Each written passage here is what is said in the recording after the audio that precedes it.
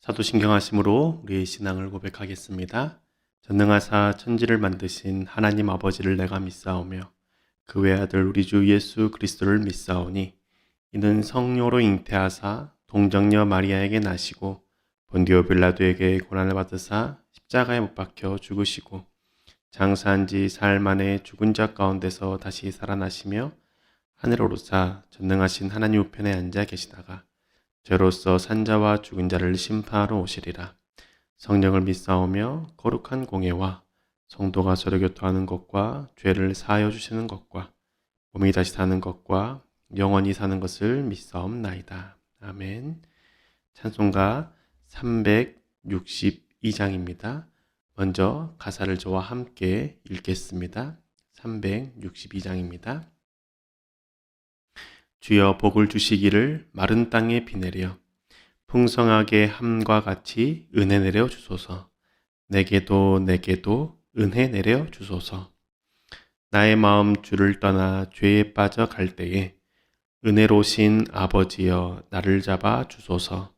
내게도 은혜 내려 주소서. 온유하신 나의 주여 내 손 잡아 주시고 주의 은혜에 갈망하는 나를 불러주소서. 내게도 은혜 내려 주소서. 전능하신 성령이여 나의 길을 밝히사 능력 있는 주의 말씀 바로 듣게 하소서. 내게도 은혜 내려 주소서. 변함없는 주의 사랑 영원 무궁하오며 풍성하신 주의 보혈 나의 맘에 넘치네. 내게도 은혜 내려 주소서. 아멘. 함께 찬양하시겠습니다.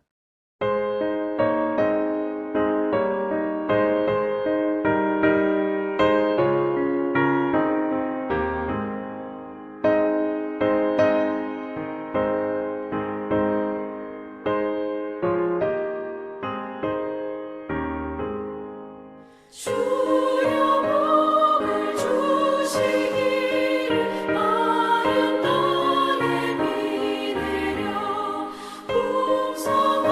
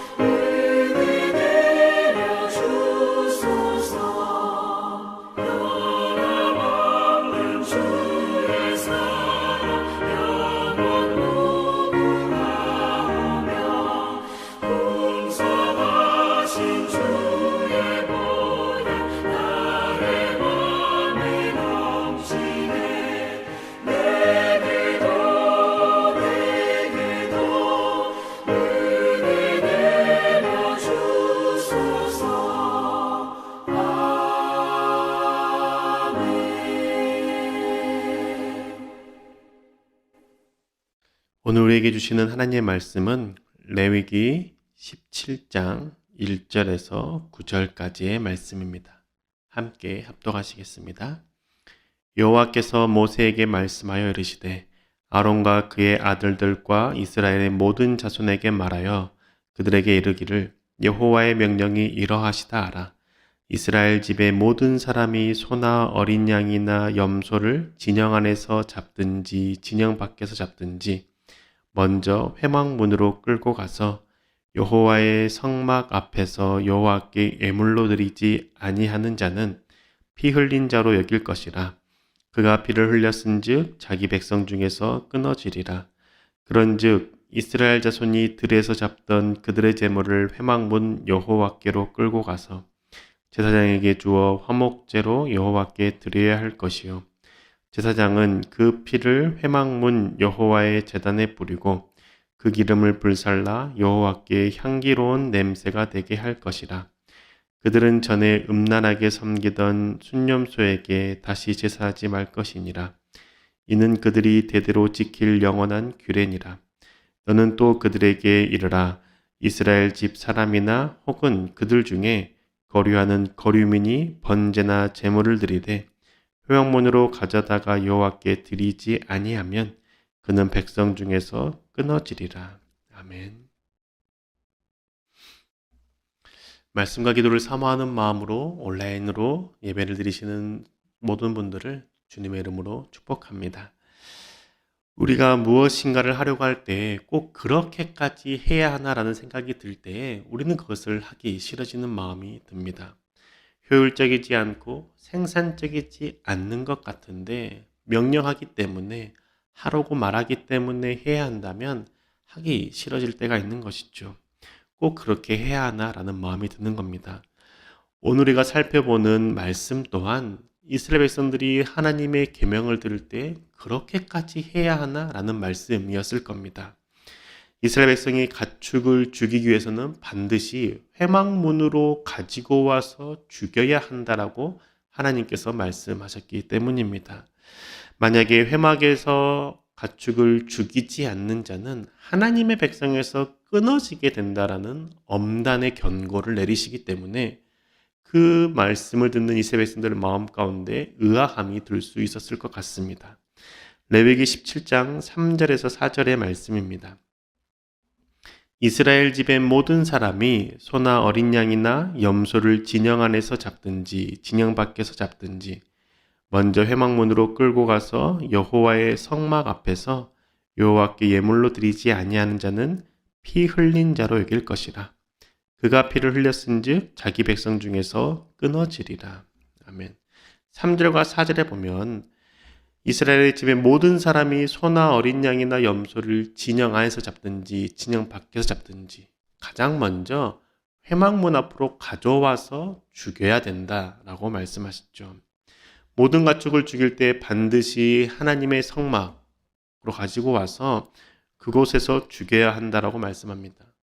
거리상으로 볼 때 성막으로 끌고 오는 것 어렵지 않습니다. 왜냐하면 성막을 중심으로 동서남북으로 이스라엘 백성들이 진을 쳤기 때문입니다.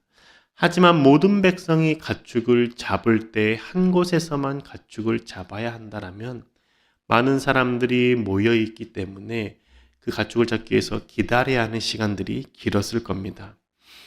이스라엘 백성들이 하나님께 드려야 되는 예배가 적지 않았기 때문이죠.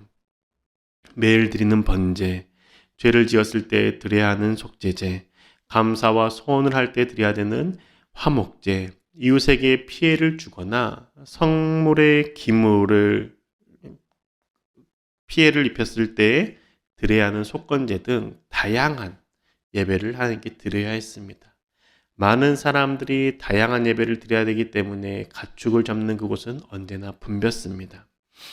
각자가 있는 곳에서 가축을 잡고 뼈와 살을 분리해서 제사장에게 가져다 주면 훨씬 더 시간을 줄이고 효율적인 것 같습니다. 어차피 예배를 드리는 사람들이 그 제물을 죽이고 각을 떠야 했기 때문에 제사장이 죽이는 것이 아니라 제배를 드리는 자신이 가축을 죽이고 살을 발라내어서 제사장에게 드려야 했기 때문에 그냥 각자가 있는 곳에서 가축을 죽이고 제사장에게 드려야 될 것만 가지고 가는 게 효율적이고 합리적이었을 겁니다. 하지만 하나님께서는 성막에 나와서 회막문 앞에서 반드시 죽여야 된다라고 말씀하시죠. 왜 하나님께서는 이렇게 고집스럽게 말씀하셨을까요? 그 이유는 백성들이 하나님 한 분만을 섬기기를 원하셨기 때문입니다. 각자가 있는 곳에서 가축을 잡을 경우에 그 백성들이 하나님을 예배하기 위해서 가축을 잡는 것인지 아니면 우상을 숭배하기 위해서 가축을 잡는 것인지 분별하기 어렵습니다. 왜냐하면 이스라엘 백성들은 아직까지는 하나님 한 분만이 참 하나님이라는 그 신앙을 확립하지 못했기 때문이죠. 애굽에서 종살이하면서 애굽 사람들이 다양한 신을 섬기는 것을 보고 배우며 자랐던 사람들입니다. 아주 많은 신을 섬기는 애굽 사람들을 보았기 때문에 이스라엘 백성들의 마음속에도 신은 하나님 한 분이 아니라 여러 신이 있다라고 생각했습니다. 각자의 신이 각자가 담당하는 분야의 능력을 가지고 있다라고 생각한 것이죠. 농작물을 풍요롭게 해주는 신이 있는가 하면 비를 주관해 주는 신이 있고 또한 자녀를 출산할 수 있게 하는 신이 있고 이렇게 다양한 신들이 있다라고 생각했고 믿었던 것이죠. 이런 믿음이 있었기 때문에 이스라엘 백성들의 마음속에 아직까지는 애굽에서 나온 지 얼마 되지 않은 아직까지는 하나님도 다른 신들 중에 한 분이라고 여겼던 것이죠. 그래서 하나님이 함께 하시고 하나님께서 광야의 길을 인도하고 계심에도 불구하고 자신들이 많은 아이를 낳고 싶을 때 혹은 풍족한 것을 원할 때 애굽에서 보았던 그 신에게 예배를 드리고 제사를 드릴 수 있었던 겁니다. 그래서 하나님이 아닌 다른 우상에게 예배를 드릴 때, 제사를 드릴 때 자신이 있는 그곳에서 가축을 잡아서 드리면 그 사람은 하나님이 아닌 다른 우상을 섬기게 되는 것이죠. 하나님께서는 이런 이스라엘 백성들이 애굽에서 종살이하면서 보고 배웠던 삶의 태도를 버리고 하나님만을 섬기고 의지하기를 원하셨기 때문에 반드시 하나님이 계시는 성막 앞으로 가지고 와서 모든 가축을 죽이라라고 명령하셨던 겁니다. 이렇게 되면 하나님 말씀이 선포된 이후에는 그 하나님이 계시는 성막 앞에 와서 많은 사람들이 보고 있는 곳에서 가축을 죽이지 않고 자신만 있는 곳 혹은 몰래 떨어져서 가축을 죽이는 자는 하나님이 아닌 우상을 숭배하는 자로 인식할 수 있고 분별할 수 있게 되었던 것이죠. 한 곳에서 모든 백성이 가축을 잡는 것이 불편하고 시간이 오래 걸리고 비효율적인 것 같아도 반드시 그곳에서 하나님만을 생각하며 가축을 잡으라고 명령하신 이유가 여기에 있었던 겁니다. 조금 불편하고 비효율적인 것 같아도 다른 것을 생각하지 않고 다른 것에 기웃거리지 않고 하나님만을 생각하고 예배할 수 있다라면 그 불편함을 감수하고 하나님께 나오라는 것이죠. 하나님께서 이스라엘 백성들에게 말씀하신 계명을 우리도 생각해 봐야 합니다. 하나님께만 집중하고 하나님만을 예배할 수 있도록 하기 위해서 내 삶에 변화되어져야 될 부분들이 무엇인지 생각해 보면 좋을 것 같습니다. 조금 불편해져도 조금 비효율적인 것 같아도 다른 것을 생각하지 않고 하나님께만 집중할 수 있다면 내가 조금 불편해지는 것 선택해도 괜찮지 않을까요?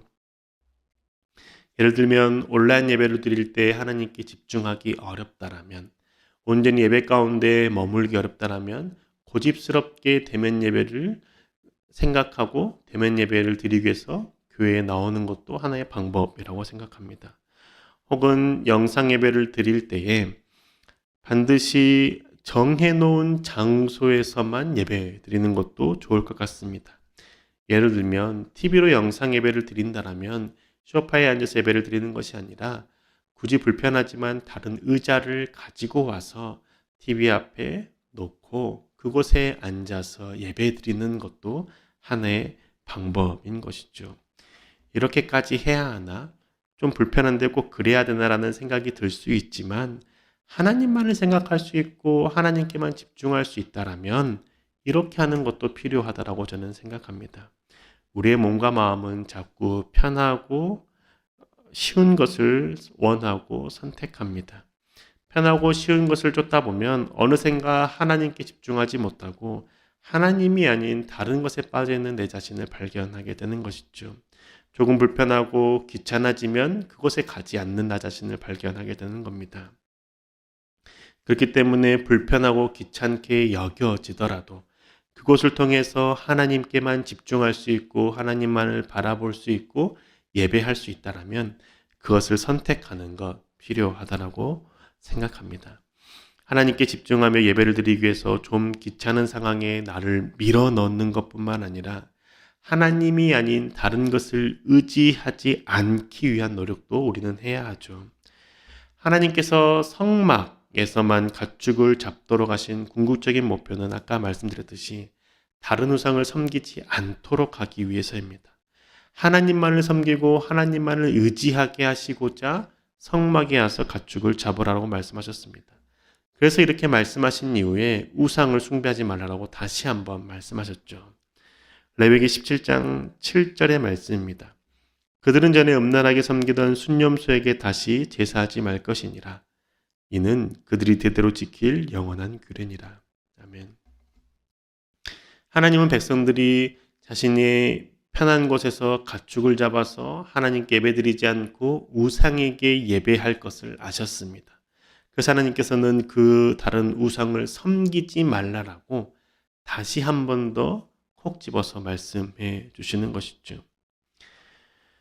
백성들이 불편하고 익숙하지 않고 시간을 낭비하는 것 같아도 반드시 성막에 와서 가축을 잡으라고 하신 이유, 너의 삶을 주관하고 인도하고 너를 살리는 하나님께만 의지하고 하나님께만 예배드리고 하나님만을 붙잡으라는 하나님의 마음이라는 겁니다. 우리도 하나님께만 집중하며 예배드리러 가지만 순간순간 다른 것을 의지하고 싶은 마음이 올라올 때가 있죠. 쉽고 빠르게 그것을 해결할 수 있다면 하나님을 의지하지 않기도 합니다. 가장 많이 의지하는 게 돈이거나 인맥이거나 권력이죠. 그런 마음이 들 때 우리는 하나님만을 붙잡기 위해서 노력해야 합니다. 돈을 의지하는 마음을 없애기 위해서 11조뿐만 아니라 감사와 구제헌금을 하나님께 드리는 것도 방법입니다. 돈이 궁하고 돈이 부족할 때 내가 돈을 붙잡으려고 애쓰다가 하나님을 생각하지 못하고 하나님을 붙잡지 못한다라면 그 돈을 하나님께 내어드림으로 하나님께서 채우실 것을 바라보는 훈련 또한 필요하다는 것이죠.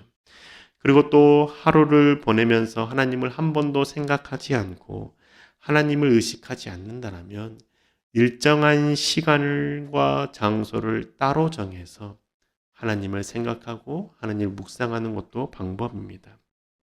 아침에 출근길에 아니면 아침에 일어나서 새벽 영상을 보거나 아니면 성경 통독 영상을 통해서 말씀 앞에 머무는 것도 하나의 방법인 것이죠.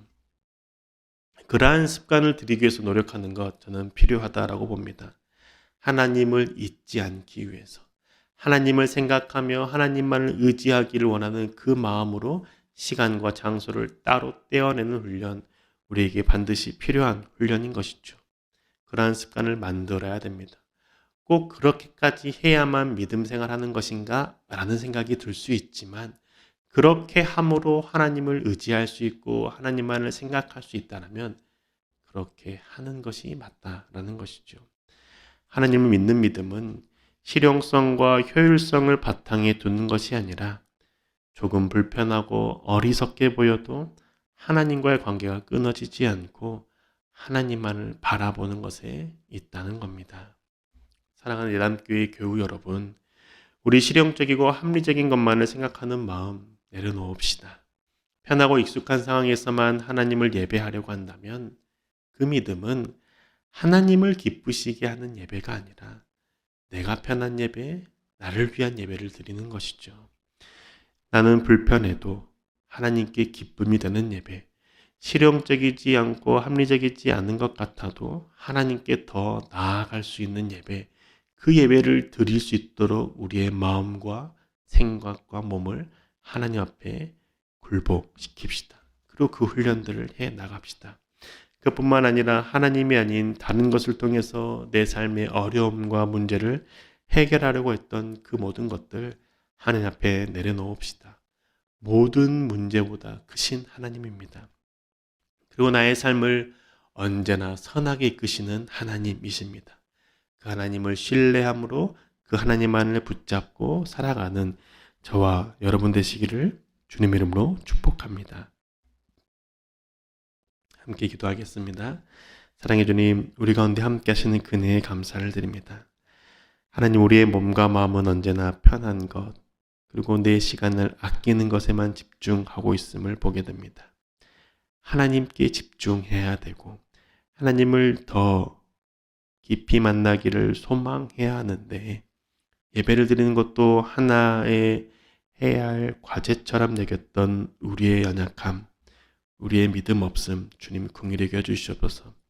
하나님, 그 주일에 예배 드리는 것, 새벽에 주님 앞에 나와서 예배 드리는 것 하나의 해야 할 과제가 아니라 하나님을 만나는 시간임을 고백하게 하여 주옵소서. 그래서 그 하나님을 온전히 만나기 위한 방법들 생각하게 해주시고 불편하더라도 그 방법들을 통하여서 하나님께 더욱더 깊이 나아갈 수 있는 우리 성도님들 되시도록 좀 축복하여 주시옵소서. 하나님께만 나아가려고 할 때 다른 것을 의지하려고 했던 그 마음들 또한 내려놓게 해주시고 돈이나 인맥을 의지해서 나의 어려움들을 해결하려고 했던 그 마음 주님께 올려드리고 온전히 주님만 붙잡고 주님만을 통하여서 모든 문제를 해결받고 하나님과의 관계가 더욱더 깊어질 수 있는 저희들 되게 인도하여 주시옵소서. 언제나 함께할 줄 믿사오며 살아계신 우리 주 예수 그리스도 이름으로 기도드립니다.